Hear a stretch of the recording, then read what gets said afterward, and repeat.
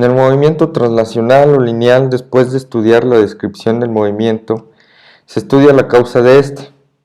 La fuerza para el movimiento rotacional se sigue a través del mismo plan. Es decir, preguntarnos cuál es la causa de los cambios en el movimiento de rotación. Si nos imaginamos abrir una puerta, por ejemplo, una puerta común, en donde imagínense que aquí tienen las bisagras y pues ustedes para abrirla lo único que hacen es aplicar una cierta fuerza en la perilla o en la manija o lo que sea, de tal forma que la puerta pues tiende a girar. Entonces aplicar una fuerza a través de un cierto eje, que en este caso son las bisagras, nos va a provocar un movimiento de rotación. Es decir, cuando se ejerce una fuerza en un objeto rígido que se pivotea en torno a un eje, el objeto tiende a dar vuelta en torno a dicho eje, es lo que significa. Si imaginamos esta siguiente situación de tratar de aflojar un tornillo con una llave, pues básicamente hacemos lo mismo, es aplicar una fuerza en una cierta dirección, en este caso esta fuerza F, la cual no es específicamente perpendicular a lo que se denomina como el brazo de palanca, sino con un ángulo phi. ¿Sí? Entonces imagínense que ustedes en vez de empujar la puerta directamente en la perilla, se la tratan de aplicar en otra dirección paralela a la puerta, pues entonces nos vamos a dar cuenta que no tiende a generar un movimiento de rotación. Lo mismo en este caso de la llave y el tornillo. Si en vez de aplicar una fuerza que tenga ciertos componentes en X y en Y, denominados como F coseno de phi y F seno de phi respectivamente, si nosotros tomamos solo en cuenta F coseno de phi, es decir, esta componente de la fuerza, nos vamos a dar cuenta que esta no genera ninguna rotación, porque simplemente estamos jalando o empujando la llave, de tal forma que no estamos obteniendo ningún giro en la dirección deseada. Ok, sin embargo, F seno de phi, que es esta componente, sí genera una rotación, por razones obvias, es decir, aquí en torno al eje O que tenemos aquí descrito, que es el eje de rotación del tornillo, pues nosotros vamos a poder generar una rotación en este sentido si aplicamos la fuerza adecuadamente. Bien, entonces R es la distancia del eje de rotación O hasta el punto de aplicación de la fuerza F, lo cual vamos a llamar también como D. D es también llamado como brazo de palanca. Brazo de palanca. Es la distancia entre el eje de rotación y la fuerza aplicada.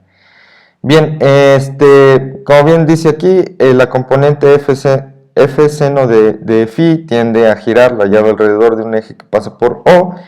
Es decir, es la componente que sí nos va a dar una rotación. Si F tuviera componentes puramente en F seno de phi, pues entonces aquí nos deslindamos de este múltiplo seno de phi para poder describir directamente que toda la fuerza está siendo aplicada en pro del momento de torsión, o bien también llamado torque. Momento de torsión y torque se usarán a partir de ahora ambiguamente en el texto y en el curso en general, porque bueno, tienen estos dos diferentes nombres, los cuales pues se usan sin igual, ¿no? sin importancia uno respecto al otro. Entonces, bien ya lo establecimos, la causa de cambios de movimiento de rotación es la cantidad de momento de torsión tau. Esta es la letra griega tau. En principio solamente se utiliza en este caso tau.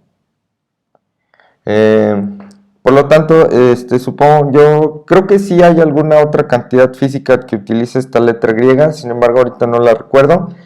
En principio, por ahora solamente lo vamos a utilizar para definir el movimiento el momento de torsión, o bien también llamado torque.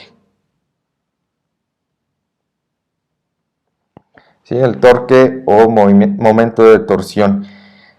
Son llamados ambiguamente porque precisamente ambos definen una fuerza en movimiento de rotación, que después vamos a definirlo a partir de la aceleración como se hace para el movimiento traslacional. Mientras tanto vamos a definir la magnitud de en realidad es un vector, el momento de torsión, porque si nos damos cuenta, la fuerza pues es un vector estrictamente multiplicado por una cantidad escalar que es el brazo de palanca. Entonces vector por escalar es simplemente escalar la cantidad de vector. Aquí lo vemos a través de su magnitud porque para describir la dirección de tau pues se requiere un cálculo un poquito más complejo, requiere un poco de álgebra lineal. Sin embargo, su magnitud es bastante sencilla. Así como lo establece el diagrama dibujado aquí, la magnitud de tau simplemente va a ser r, que es la distancia entre el eje de rotación y donde estamos aplicando la fuerza, por la magnitud de la fuerza por el seno del ángulo entre estos dos, es decir, el ángulo entre la línea de acción de r, que aquí sigue, y la aplicación de la fuerza, que es justamente este ángulo phi. ¿Ok? O bien fuerza por el brazo de palanca. Esto es más utilizado para cuando tenemos una fuerza que es puramente en sentido de perpendicular a la distancia o a la línea de acción de esta R. Entonces cuando F es totalmente perpendicular, no es necesario calcular el seno de este ángulo porque sigue siendo igual, y simplemente es el producto de F por el brazo de palanca. Siendo así, nosotros nos podemos reimaginar al ejemplo de la puerta. Obviamente, si yo aplico mayor fuerza en esta dirección, pues voy a abrir la puerta más rápidamente. ¿Qué significa eso? Voy a hacerla rotar o voy a cambiar su aceleración en mayor medida. A que si, por ejemplo, yo aplico esa misma fuerza, pero en el centro de la puerta, va a ser más difícil para mí poder rotar esta puerta. A que si yo intento rotarla casi empujándolo de las bisagras, pues entonces la rotación no va a ser igual de efectiva. Por eso es que depende directamente y es directamente proporcional a esta distancia. Si R yo la corto, es decir, si por ejemplo aquí yo trato de manejar la llave casi desde este punto, pues entonces yo me voy a dar cuenta que va a ser más difícil hacer rotar el tornillo. Que si yo por ejemplo le hago una extensión de la llave de tal forma que aplico la fuerza en este punto, pues como R habrá crecido, entonces el torque también se verá incrementado. De la misma forma para el ángulo phi, si el ángulo phi es mayor, esto es directamente proporcional al seno de ese ángulo, entonces tau también va a crecer.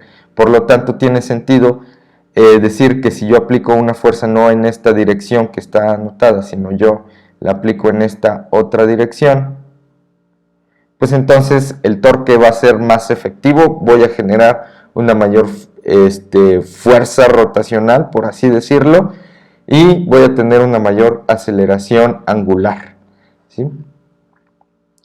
Bien, entonces, si por ejemplo yo tengo este sistema de cilindros interconectados entre sí a través del mismo eje, este eje de rotación que es el eje Z en este diagrama, y yo por ejemplo aplico dos fuerzas, T1 y T2, bueno, o dos tensiones, ¿no? En principio. Nos preguntan cuál es el momento de torsión neto que actúa sobre el cilindro en torno al eje de rotación. Entonces aquí vamos a hacer lo mismo que con las fuerzas, vamos a hacer una sumatoria de torques, sigma tau, el cual pues bueno, yo puedo definir a través de una suma en todo momento aritmética, de tal forma que yo sé que debo tener un torque como estoy aplicando dos fuerzas, voy a tener un torque 1 más un torque 2. Si tuviera alguna otra fuerza, pues simplemente le añado otro torque.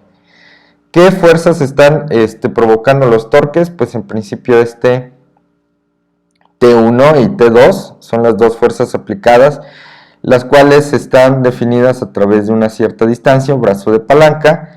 Los ángulos entre el brazo de palanca y las fuerzas en ambos casos es de 90 grados, es decir, no tenemos que aplicar el seno del ángulo φ, o en este caso φ sería igual a 90 grados, pero seno de 90 grados es igual a 1, ¿sí? Entonces por eso no se utiliza en este caso. Bien, vamos a definir cuáles son los valores de estos dos torques. Sin valores numéricos, vamos a establecer la siguiente convención. La convención dice lo siguiente: si yo hago girar a través de un eje algo que va en dirección contraria a las manecillas del reloj, así como ya habíamos definido los ángulos, pues esto va a ser positivo, ¿sí? Para ser congruentes con lo que ya habíamos dicho anteriormente. Si algo gira en torno contrario, más bien en torno de las manecillas del reloj, entonces vamos a definirlo como un torque negativo.